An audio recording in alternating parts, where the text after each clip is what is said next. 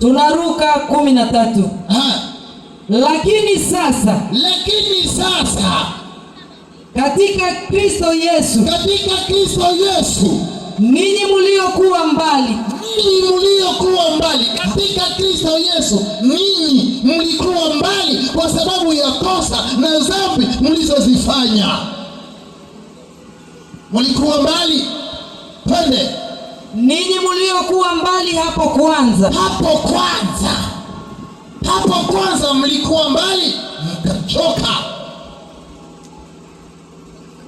Neema ya Mungu umekujia. Mungu ana lengo kwa ajili yako. Badilisha tabia yako, badilisha mwenendo wako, badilisha hali zako, njia uziendazo, njia uzifuatazo ni njia za mauti. Jua ya kwamba ukifa utakuwa mgeni wa nani? Twende. Mmekuwa karibu kwa damu yake Kristo.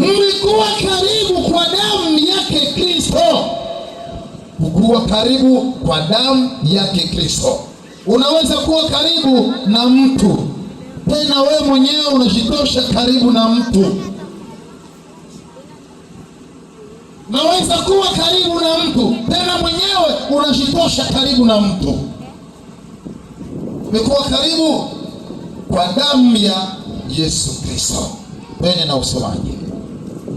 Kwa maana yeye ndiye amani yetu.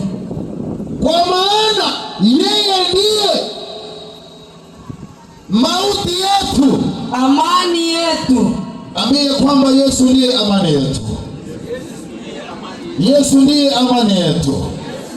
Kwa damu tumewekwa karibu sababu yeye ndiye amani yetu. Bwana Yesu asifiwe. Amen. Twende na usomaji. Aliyetufanya sisi sote kadiri tuko hapa na walio huko na kule, ametufanya sisi sote.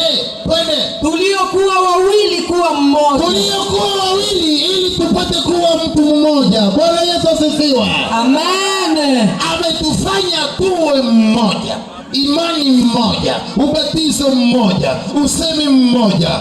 Bwana Yesu apewe sifa. Amen. Jua ya kwamba kama una imani yako, yani hauko pamoja na sisi katika umoja wa roho. Ndio maana Paulo alisema ya kwamba alaaniwe mtu yule anayeleta msingi mwingine ambao hatukujengwa juu yake. Amen. Paulo ndiye aliyeongea jambo hilo, sababu aliona ya kwamba tumejengwa kwa ajili ya msingi wa mtume na nabii Yesu Kristo wa Nazareti. Amen. Bwana Yesu pewe sifa. Amen. Twende na usome. Akakibomoa kiambaza kile kilichokuwa kikitutenga. Alibomoa kiambaza kilichokuwa kimetutenga, na hiyo kiambaza ni dhambi na maasi. Amen. Bwana Yesu apewe sifa. Amen. Twende. Akakibomoa kiambaza cha kati kilichotutenga. Akakibomoa kiambaza cha kati kilichokuwa kimetutenga. Kubomoa kiambaza kilichokuwa kinatutenga na Mungu ndiyo msingi wetu.